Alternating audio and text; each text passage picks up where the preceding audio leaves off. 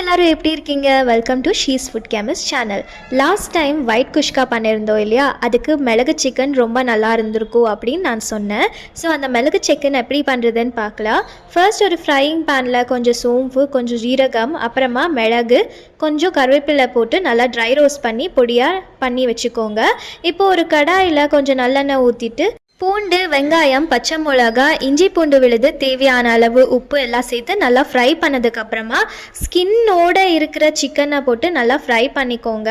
இப்போது இதுக்கு கொஞ்சம் மஞ்சத்தூள், அப்புறமா மிளகாய் தூள் போட்டு நல்லா ஃப்ரை பண்ணிவிட்டு இப்போது அரைச்சி வச்சுருக்க அந்த ட்ரை ரோஸ்ட் பவுடரையும் போட்டு நல்லா ஃப்ரை பண்ணிக்கோங்க.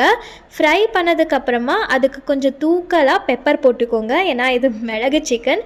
கொஞ்சம் தண்ணி விட்டு இது நல்லா ட்ரை ரோஸ்ட் ஆகிற வரைக்கும் நல்லா ஃப்ரை பண்ணிக்கோங்க. லாஸ்ட்டில் கருவேப்பிலை சேர்த்துட்டு இதை அந்த ஒயிட் குஷ்கா கூட சர்வ் பண்ணிக்கோங்க. என்ஜாய்.